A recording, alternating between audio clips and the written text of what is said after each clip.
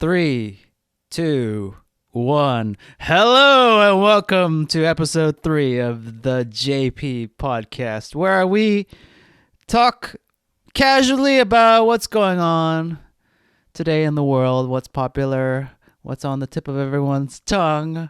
For me, it's water. But seriously, how are you doing? How are you dealing with the winter coldness, the darkness that's upon us? If you're on a sunny and hot tropical part of the world, be thankful for where you are. You don't have to deal with this bullshit here in North America like we do.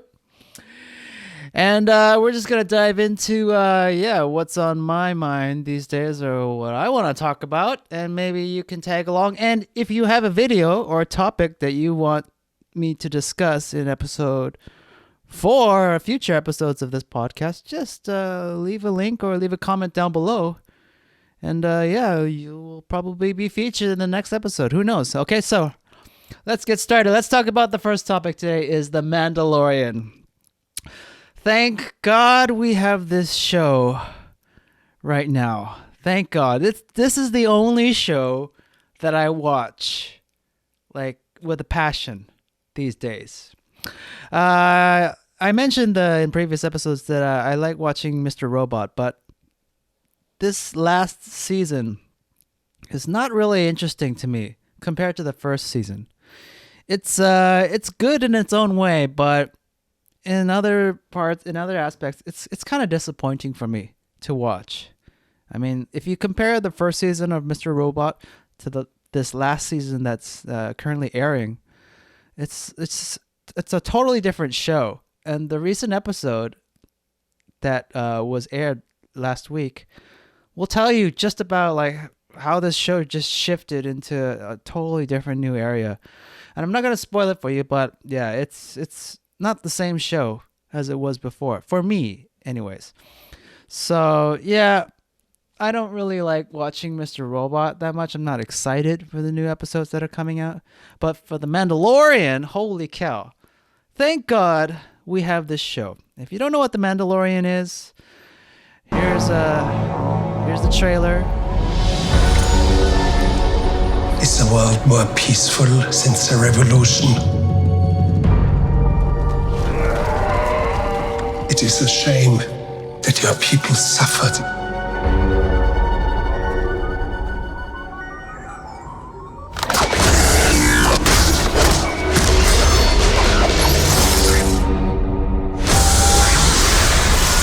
But bounty hunting is a complicated profession.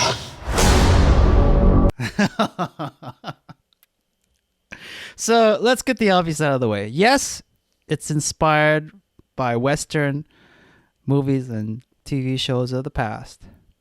Yes, it's featuring a bounty hunter with no face. It's just a mask. And he goes around causing trouble. There's no Jedi involved. There's no Skywalkers as the main lead. Thank God. And yes, it's really good. You have to watch it. Definitely have to watch this show. Why? Okay, let me tell you why. Okay? Star Wars in general. Here's my beef with Star Wars. Okay? I don't like the Star Wars movies. I mean, they all are really subpar. They all really suck in my opinion. I mean, the best movie out of all of them, we can all agree, was Empire Strikes Back. And here's why. That movie wasn't directed by George Lucas. Now, here's the thing about George Lucas. George Lucas is a great creator. Okay? I'll give him that. The universe that Star Wars is based upon, that he created, yeah, he did an awesome job. Awesome.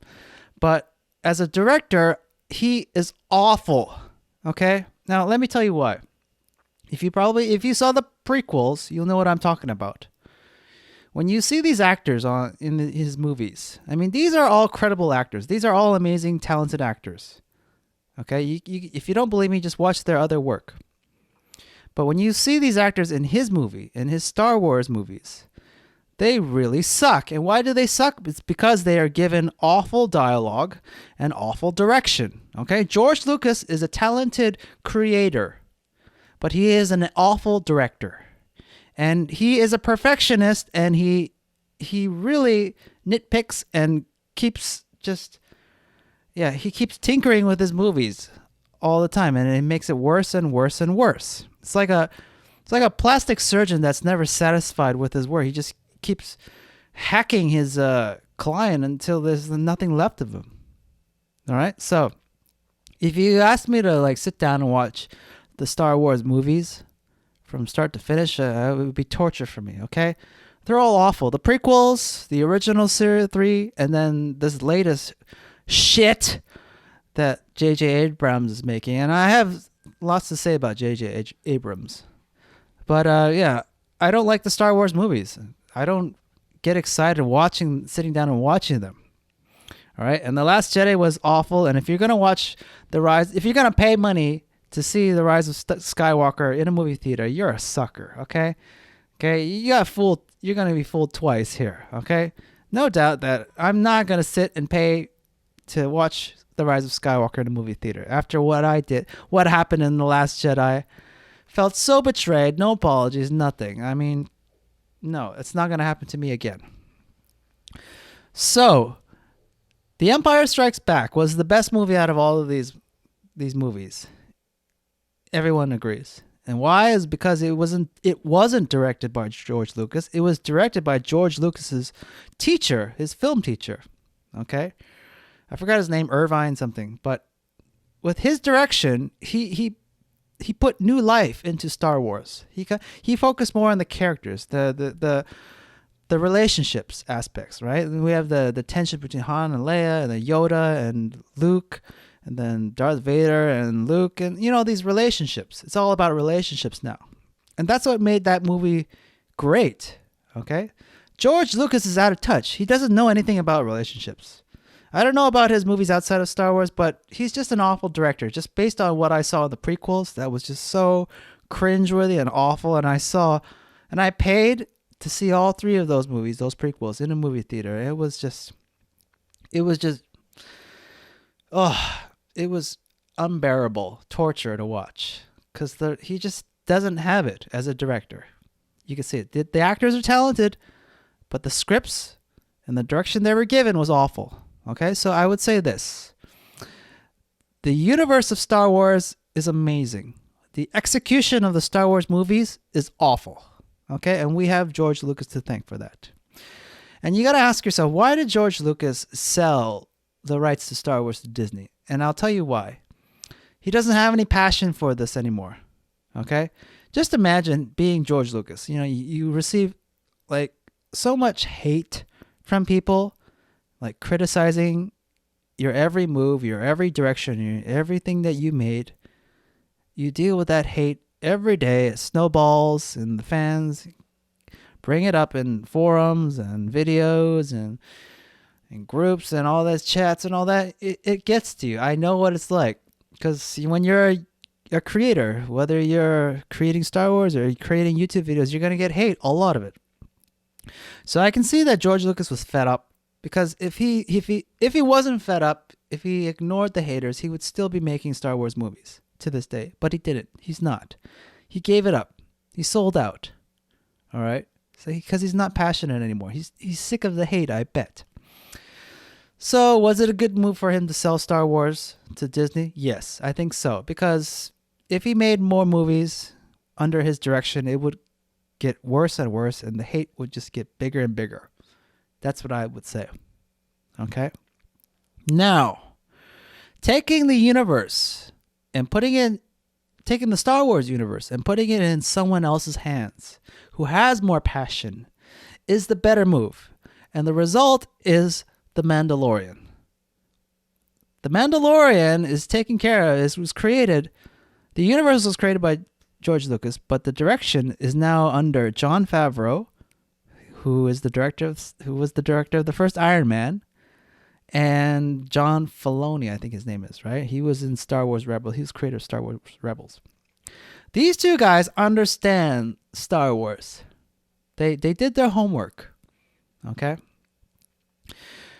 And it pays off. Like when you watch this TV show, there's only 3 episodes and each of them are amazing. I just love watching him. And yeah, it breathes new life. I have a fire now for Star Wars. Like, this is what I wanted from the beginning. Like, I wanted this universe and this kind of story involved and this kind of relationship and this kind of direction. It's the perfect balance now. It's the Star Wars universe is balanced now thanks to this show. If you don't believe me, just watch it and you'll see what I mean. And here's why. It's, I'm sick of seeing the Skywalkers being front and center of every movie. I'm sick of them, okay? Luckily, this show doesn't focus on Skywalkers. It focuses on a side character, a bounty hunter. That's amazing. The underdog. Finally, God. Boba Fett. We all loved Boba Fett in the first original movies, right? But now, a character like Boba Fett, the Mandalorian, is front and center. It's underdog. Finally. Something different. You get a different perspective in the Star Wars universe. And I like his take more than the Skywalker's point of view in the Star Wars universe. Because I'm just tired of it. It's like seeing a TV show from the perspective of kings and queens, royalty. Why can't you make that universe and put it in the hands of like the poor, the middle class, or some other person's perspective? And this is the finally, after years and years of Star Wars movies and TV shows, we finally have it here. Thank God. And what I like about this character, his name is the Mandalorian, is that he wears a helmet, and yet he is more riveting than any Skywalker or lead character in any other Star Wars movies. Why? Because he's the strong, silent, alpha male. Those Skywalkers are bitches, okay? Whiny little bitches. I couldn't stand Luke Skywalker in the original series. I couldn't stand Anakin growing up in the prequels. I couldn't stand Rey and Poe and Finn and this new millennial generation. And here's the point. George Lucas and J.J. Abrams don't understand characters. They don't know how to develop them. They're wimpy people when you look at them. When you look at George and JJ, these guys, JJ, the problem with JJ is he starts something and doesn't know how to finish it. He starts Star Trek, but he doesn't finish it. He starts Westworld, but doesn't know how to finish it. He starts Star Wars, but doesn't know. You see this pattern? He starts these franchises. He reboots these old movies, and then he doesn't finish them, and then they just end really bad. I hated Star Trek, the new spinoff. I hated Westworld, where it's heading now. And I hate Star Wars after The Last Jedi. It's just getting worse and worse. So when I see J.J. Abrams, I know that he's going to start something, but he's not going to finish it. And that's why I'm not going to watch this Rise of Skywalker in the movie theaters. All right? But this series, Jon Favreau, here's the thing about Jon Favreau. He directed the first Iron Man movie. That movie created the MCU. Okay? Out of all the Marvel movies, which one was the most memorable outside of Avengers, Infinity War, and Endgame? It was Iron Man, the first movie. And that movie had everything. It had the character, it had the story, it had the comedy, it had the visual effects. Everything was well balanced. Favreau understands balance, and he does his homework. And he really pulled it off with his Mandalorian TV show. I mean, he's got this character. He studied Star Wars. He puts all the Easter eggs. He understands the audience that wants this show. That grew up with so much disappointment from George Lucas and J.J. Abrams. So, any project that Favreau is behind, I'm totally supportive of him. Because he does his homework. He listens. He understands his audience. So please watch Mandalorian. I just love this show. The character is so good. The story and the music. Let me talk about the music. That's the second thing I hated about the Star Wars movies was the music. That overblown operatic music that's just constantly blowing in your ears throughout every scene of the movies. I can't stand the original soundtrack to Star Wars because it's just overbearing. It's just overdone. It's just John Williams. Say what you want about him.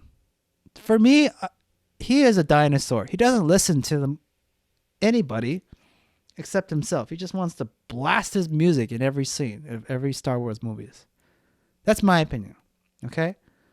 I just wish someone could shut him off in most scenes. Because, yeah, his presence has to be felt in every scene in every Star Wars movie. So, thank God they had someone else provide the soundtrack and score to this TV show. And it's much better. Why? Because it's less operatic. It's less showy. It's just gritty and more westerny. And it's more minimalistic. And that's what I like. Okay? Because it reminds me, everyone's saying it reminds me of a more like a 70s soundtrack, like a Rocky soundtrack. I tend to agree.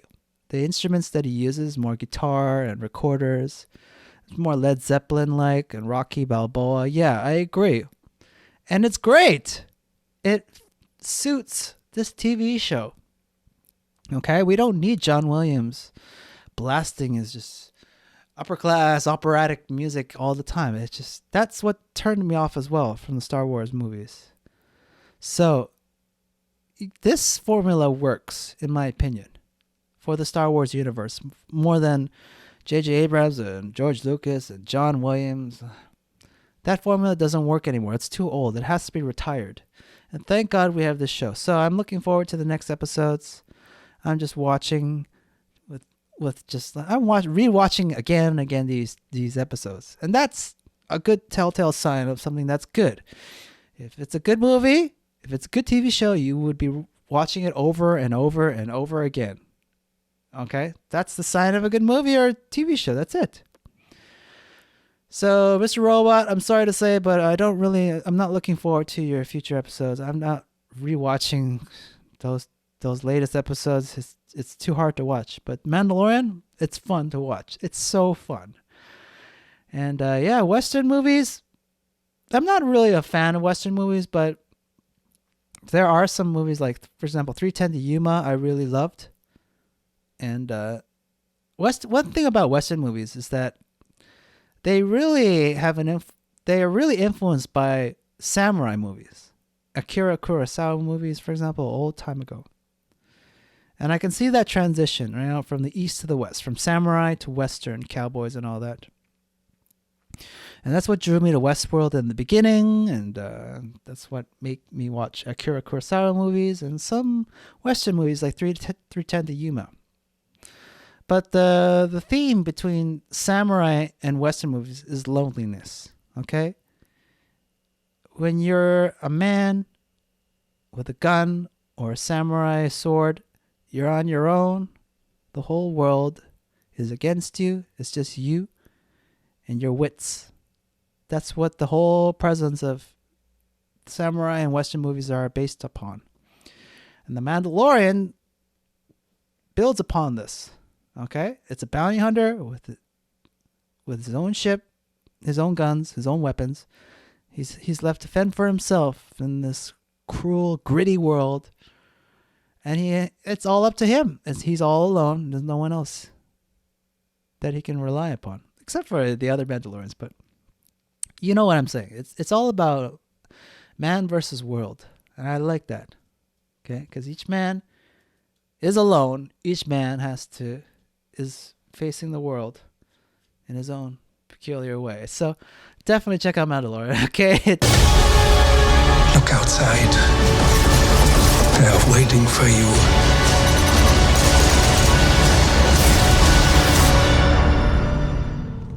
Yeah? Good. And here's another thing. A strong alpha male, silent type, says very few words. Okay? A guy that rambles on and on and on That's a sign of not an alpha male. Okay, so it's tough, strong, silent type. I like those characters. Okay, now in contrast, Rise of Skywalker just has Confronting fear. It's the destiny of a Jedi. Your destiny. If this mission fails, it was all for nothing. We're not alone. Good people will fight if we lead them. Your journey. I'm not looking forward to this movie. If I was given a free ticket, I still wouldn't be excited to see this movie. Because, like I said, in contrast, these characters suck. I'm not rooting for any of these characters. There's no relationships between these characters. It's just nostalgia. Everyone's looking forward to seeing Palpatine. Maybe, hopefully, see Anakin Skywalker reappear, or Yoda reappear, or Obi-Wan reappear. It's always referring back to the past, okay, not the present. This is kind of like what modern day society is like, with all these millennials and their smartphones being isolated. There's no real relationships. I mean, Poe has a bromance with Finn. Finn loves Rey, but Rey doesn't love Finn, and Rose loves Finn. But there's nothing. There's nothing. They're just going through the motions. Yes, it's it. And then Rey and this guy. A guy and a girl fighting. Think about it. A guy and a girl fighting. Who would you rather watch? Would you rather watch a guy fighting a guy, or a guy fighting a girl? Mind you, this guy lost to this girl twice. So the third time, I'm not excited because I know he just doesn't have a chance, doesn't stand a chance to this girl. Imagine if this was switched up. Imagine they were boxing, okay? They were in a boxing ring, they had gloves on. A guy and a girl, boxing, duking it out. And you knew for a fact that this girl won 2 out of 3 boxing matches. Would you be looking forward to the third? I don't think so. No. And on a side note, this game. So if you don't know what this game is. Ready for a rematch later? Yeah, anytime. Sounds good. On your way to training? Always. All right then. I'll see you later. Bye. This is a new game that was recently released called Star Wars Jedi Fallen Order. And it's just a video game that is based upon this guy. And so far it looks good. But I'll tell you why it's turning me off. Like, I don't want to watch this game or play this game. It's because the lead character is a ginger. He's not. Now, here's the thing. I don't have anything against gingers, but here's another thing. This guy is not good looking. Look. This is your lead character. He's not a good looking guy. And I can't stand his voice. And he looks similar to Luke Skywalker when he was young. So that's what's throwing me off. I mean, this game looks good. The action looks great. But it doesn't make me want to play it because of his lead character. It looks really dull. He looks like the face of a customer that would buy this game. Like nothing special about his facial features is what I'm saying. Doesn't really have any personality or characteristics that makes me root for him either. He looks like another throwaway character, just like that Rey girl, So, if you're asking me, like, would I play this game? No, I wouldn't, because, yeah, he looks really boring. I mean, make some interesting characters. Come on. Stop, like making these cookie cutter white male or white female lead characters that have very bland features. And the Mandalorian, in contrast, is so different from all of these characters. You see, like, they don't show his face. He doesn't talk a lot. His actions speak louder than words. He's a side character that nobody really pays attention to. He's a bounty hunter. He doesn't have a lightsaber. He doesn't believe in any of those Skywalker or the Force bullshit. We need more of these kind of characters. Like different, totally different. That's what I'm saying. So, Mandalorian good. Jedi Fallen Order bad. Rise of Skywalker awful, the worst. Okay, that's my take on this. These three. Okay, if you disagree or agree with me, go ahead, leave a comment down below. Let me know your thoughts on these three. But yeah, let's move on. Okay, everyone's talking about this Tesla Cybertruck. Cybertruck unveil. We created an exoskeleton.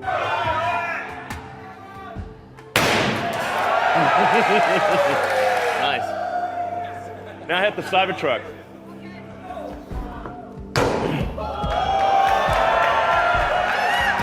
Now, what else can we do with this truck? Let's shoot it. That's a 9mm bullet shot at the door. So it's ultra hard, cold rolled stainless steel alloy that we've developed. We're going to be using the same alloy in the Starship rocket and in the Cybertruck. Let's show the glass demo. So first, this is regular glass. This is like normal glass, car glass. We want to show you what happens with normal car glass.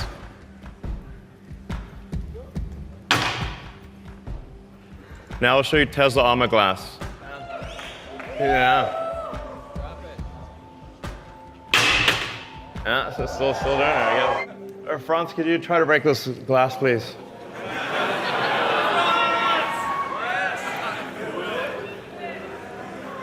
Yeah.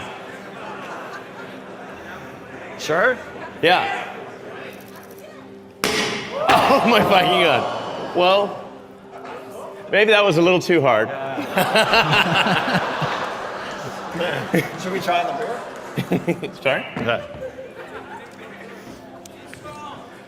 It didn't go through. So that's a plus side. Let's try the right. Try that one, really? Okay. Yeah. Sure. Oh, man. It didn't go through. All right. Okay. So, let's talk about this truck. I think this is genius, okay? Why? Because, first of all, take a look. Everyone is talking about this design. Some people say it's ugly, some say it's awesome. It's polarizing. That's what I like. I mean, if Elon wanted to play it safe, he would have made just a regular looking truck. Okay? And the fact that he's trying to go for that retro look, and come on, when you think about it, what was the first thing that you thought about when you first saw this? I first thought 80s, Back to the Future DeLorean, stainless steel, yeah. The design was all angles, right? And think about it, like back in the 70s and mostly 80s, right? Cars were angular. And then later on, they became smoother, rounded edge and all that, right? So the only way to go back to that polarizing effect was to make it angular and all that. Not bad. Room for improvement. And everyone's asking about, like, okay, the glass. Was it staged? Who knows? But everyone's talking about it. And if everyone's talking about it, that has more eyes watching.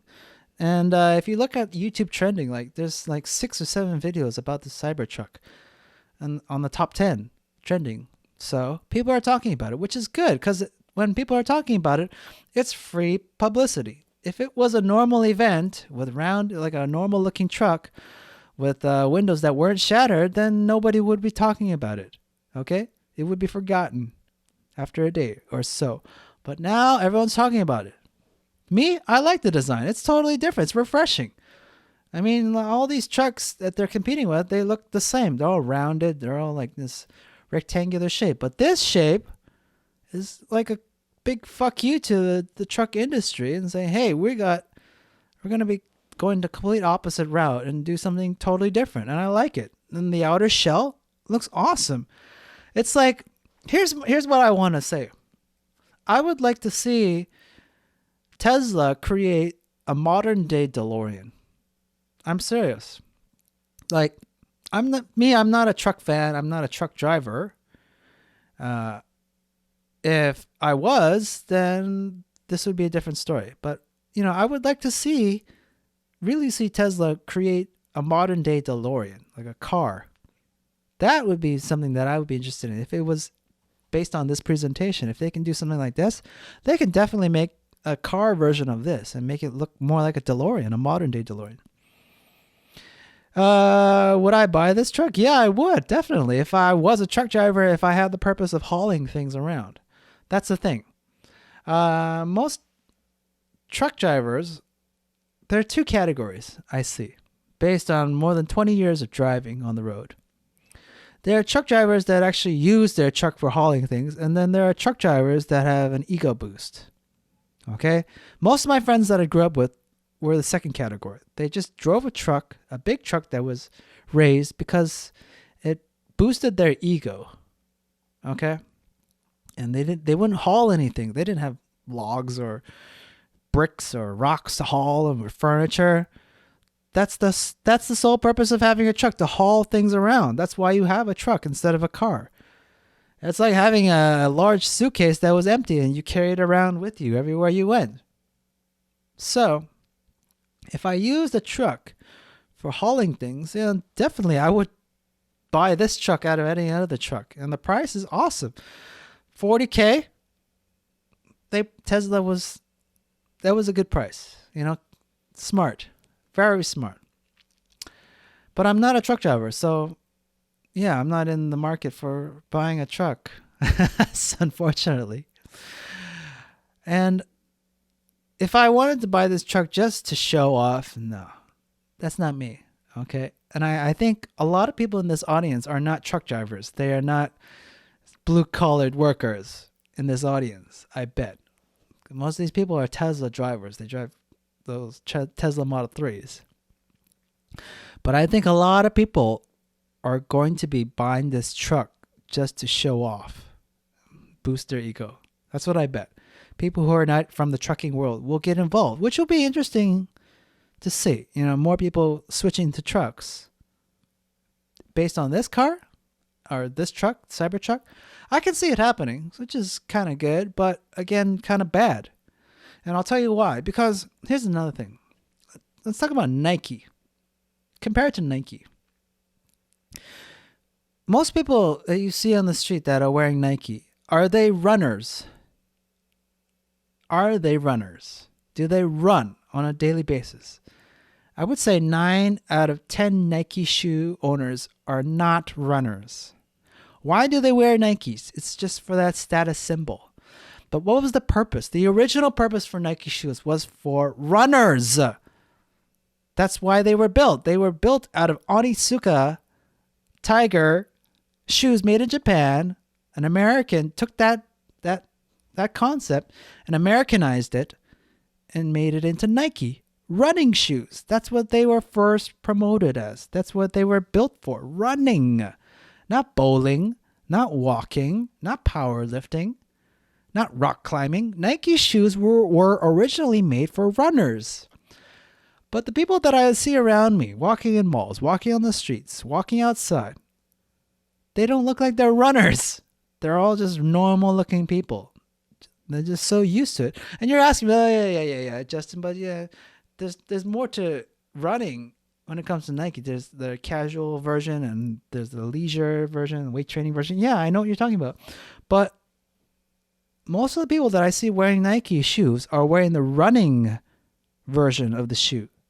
Not the casual version, not the weightlifting, weight training, cross training version. They're wearing the running version of the Nike shoe. That's my beef, okay? more tourists that flood the market can be a bad thing. Okay, it can really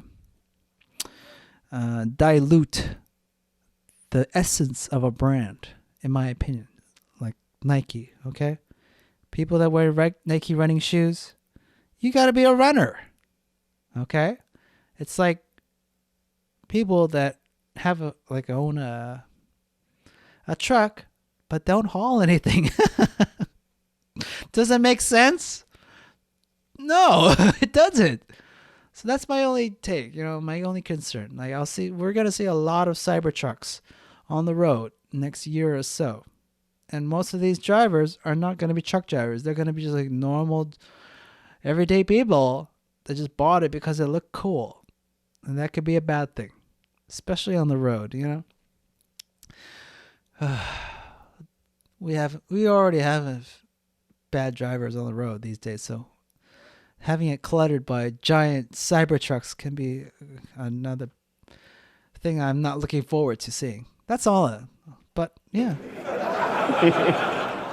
In addition, the car has an adaptive air suspension.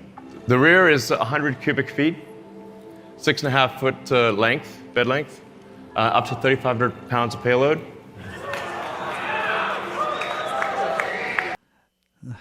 Bunch of sycophants in the audience. Yeah, all right. Price without any. We also made an ATV. So that's cool.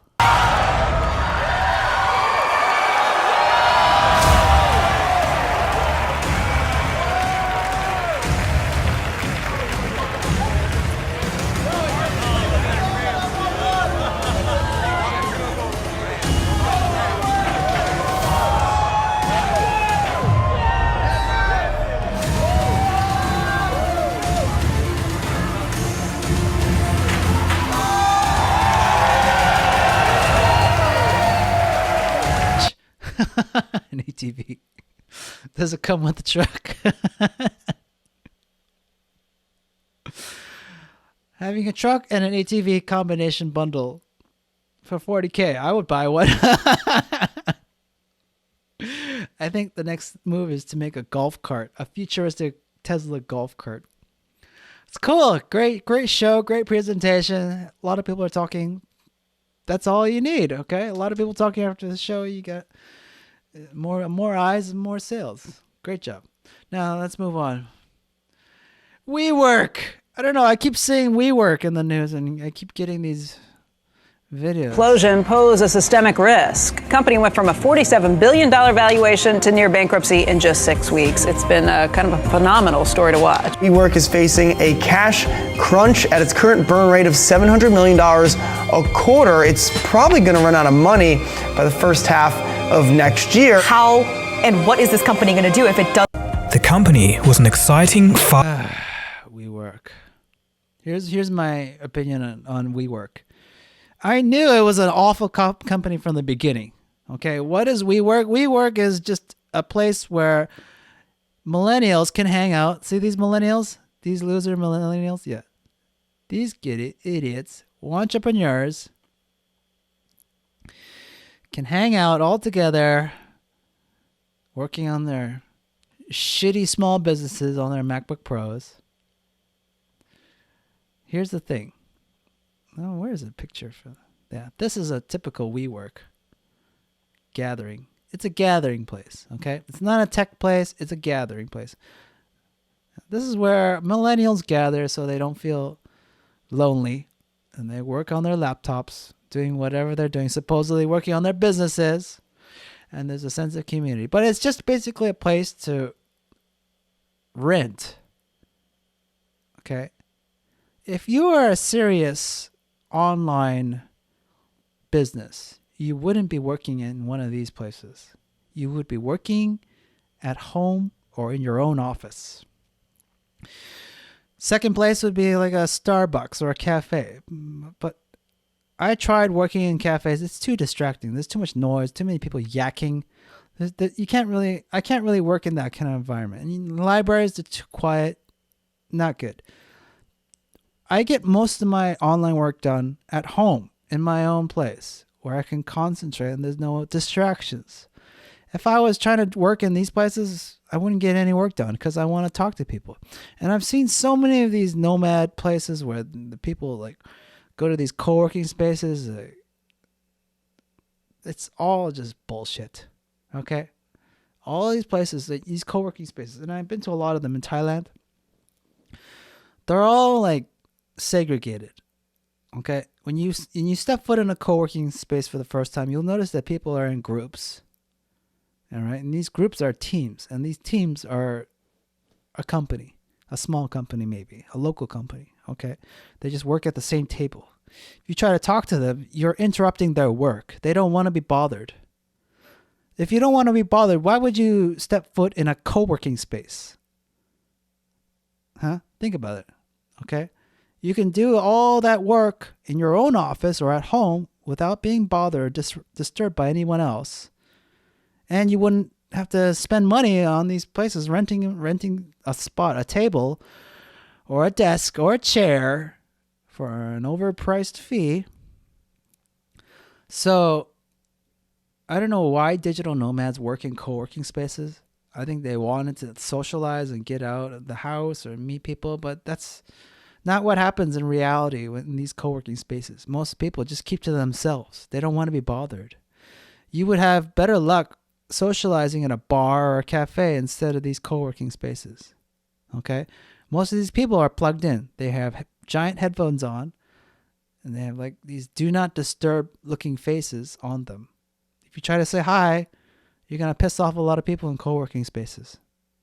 So I never understood the concept of paying a fee, a huge fee, an overpriced fee, to work in one of these places where you just keep to yourself. Doesn't make sense. And if I see any of these people working in these co-working spaces, I can tell that they're not really serious about networking. They're not really serious about getting work done. And they're not really serious about their business, I would say. Because, yeah, it doesn't make sense. So to see this company, WeWork, go under is not surprising. Okay? They buy these buildings up and they rent them out to these millennials, and they don't make any money. Duh! Of course it's not going to work.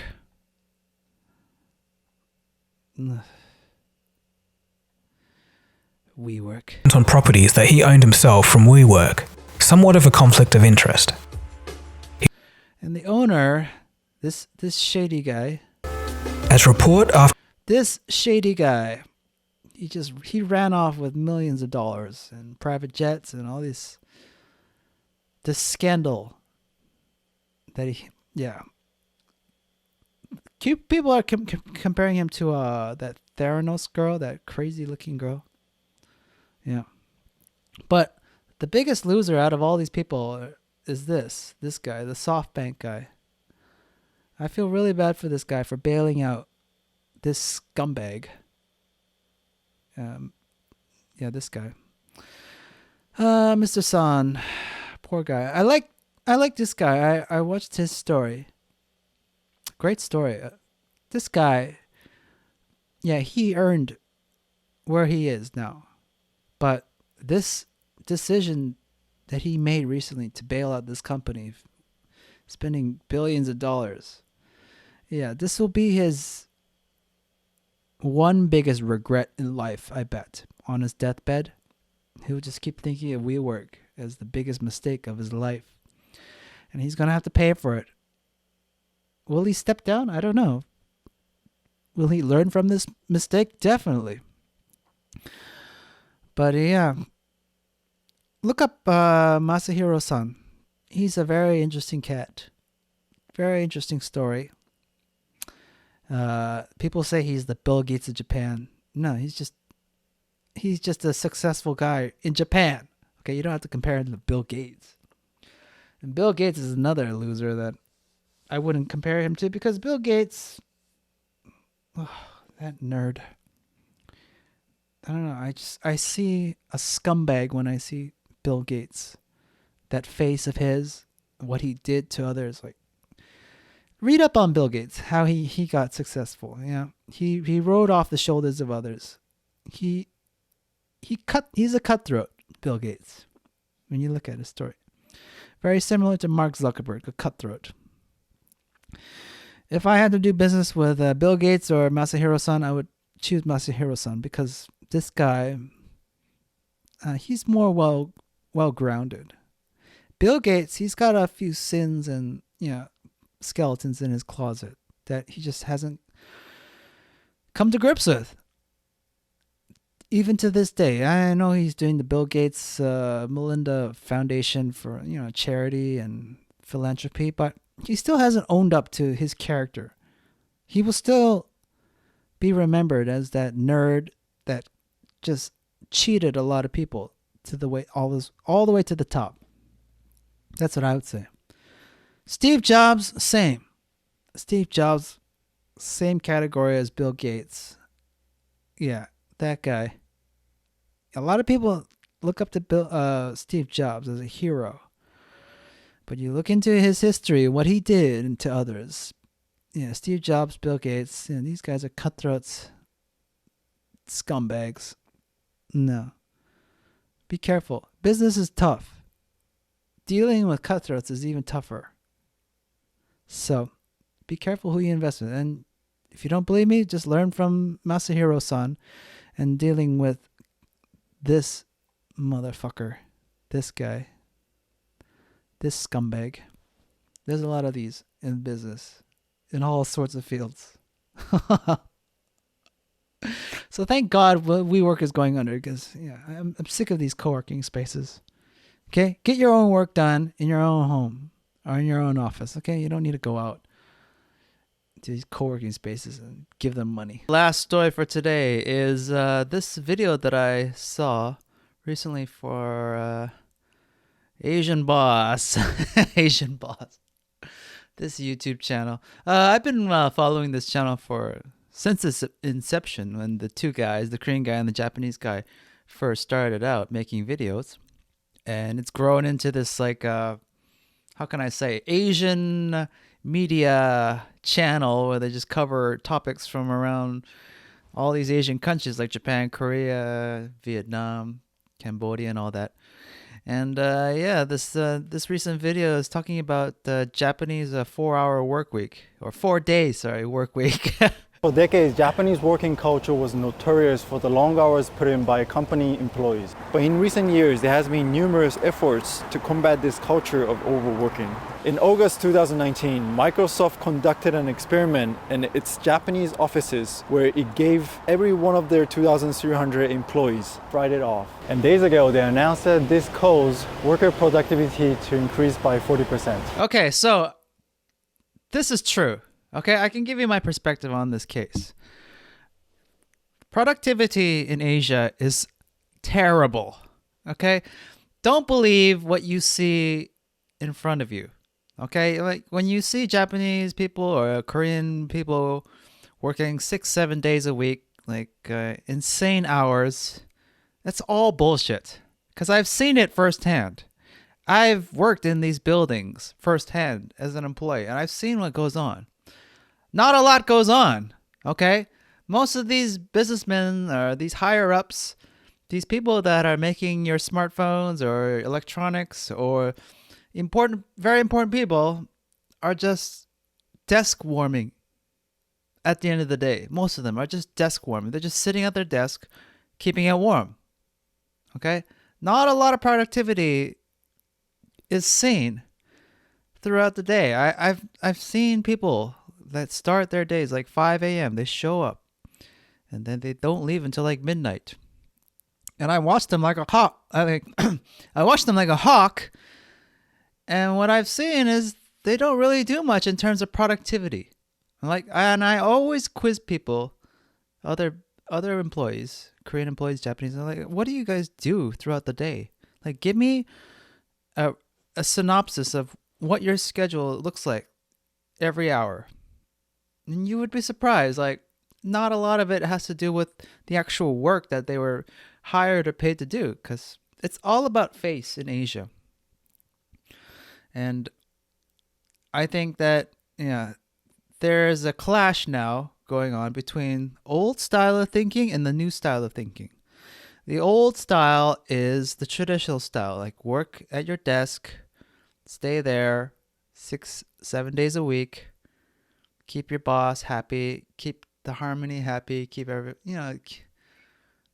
that's the old style. The new way is like what we're seeing right now, like, less work days and more productivity. Duh. Do you know how many people or workers waste their time reading books, like looking at YouTube videos, or just playing video games at their desk? And it's seen on the outside as being productive because they're at their desk all the time. So this is not surprising. Yeah, in a society where the hard work and devotion to one's company has long been the devotion to one's company. That's another problem. The Asian thinking. Devotion to one's company. Once you work for a company, it's not like a job over there. Like, not like over here in North America. It's more like you're married to someone. Okay? When you marry someone, you don't think about divorcing that person. No, you think about staying with that person for the rest of your life. Till death do us part. That's what devotion to a company is like in Asia. You work at Samsung, you work at Samsung for the rest of your life. You work at Sony, you work at Sony for the rest of your life. You are married to your job. And the sad thing is, I've tried dating like girls that are in these companies. And I know for a fact that every time I try to date one, it's doomed to fail because their first boyfriend or their first husband is always their company boss. Okay?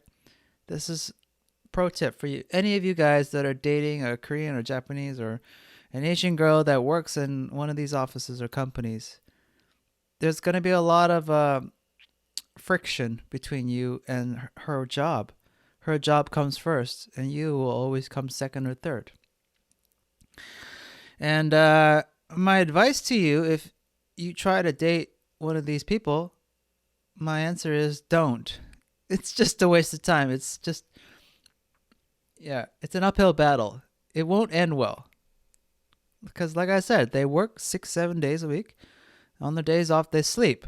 They just sleep. Literally sleep throughout the whole day on their day off. And they do it again, another 6 days a week. So this is not really productive. It never was. And if I had a company like this, then I would set standards like a 4-day work week, like Microsoft has been doing. And it would solve a little bit more of these problems. Like, for example, like Japanese people having babies or getting married. Why do you think they're not doing that? It's because, again, they are married to their work. They are married to their company. That's their first marriage. So, good for Microsoft. So how exactly...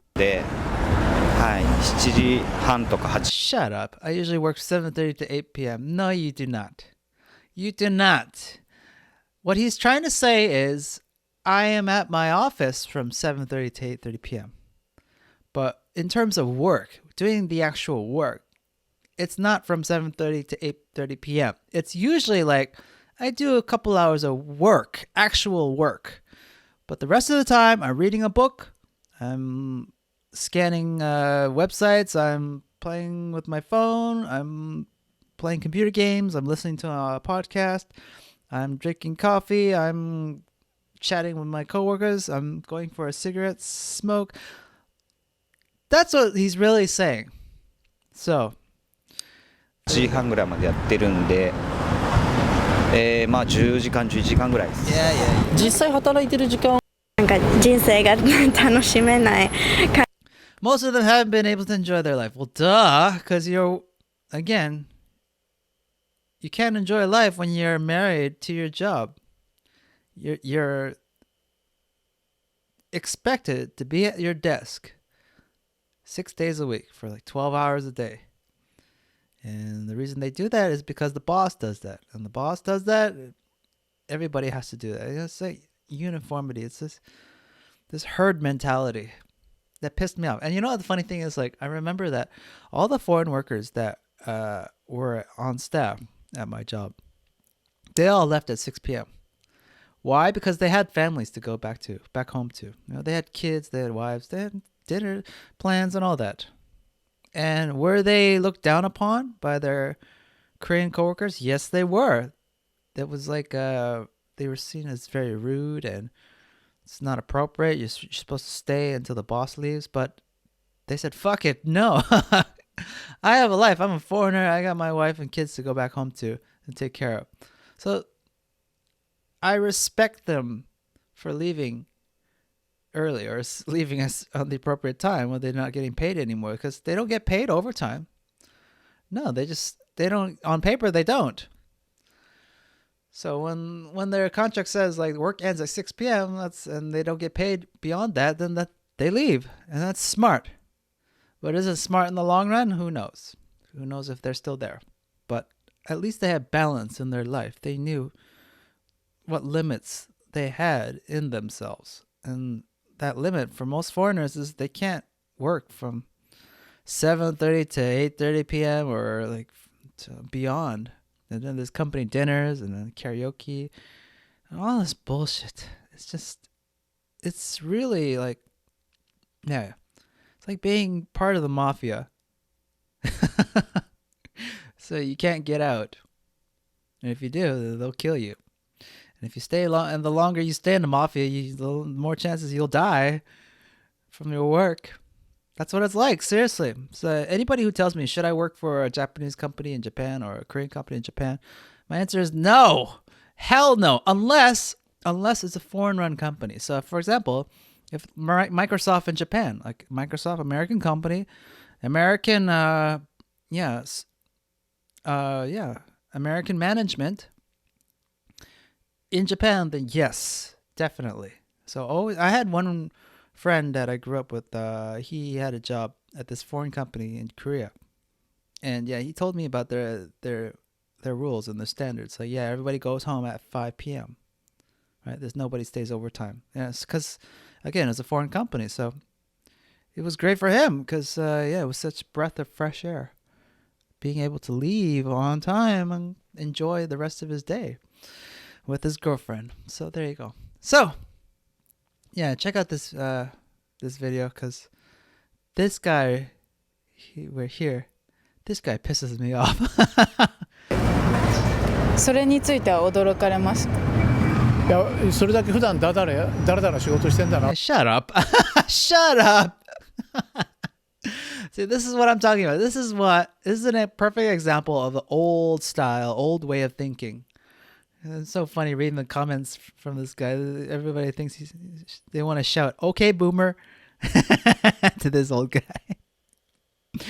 I really want to say, "Okay, boomer," to that old man. Yeah, totally boomer. Like, this is such a typical example of someone who is closed-minded, and he's stuck in the old way of thinking, and there's no way forcing him out. So, lazy work ethics, no, that's not true. That's totally not true. Anyways, you decide for yourself. Watch this video if you want. And that's where we leave off this podcast. So if you have any questions, comments, or suggestions for the next episode, leave them down below. And until next time, I look forward to seeing you again. Take care. Bye-bye.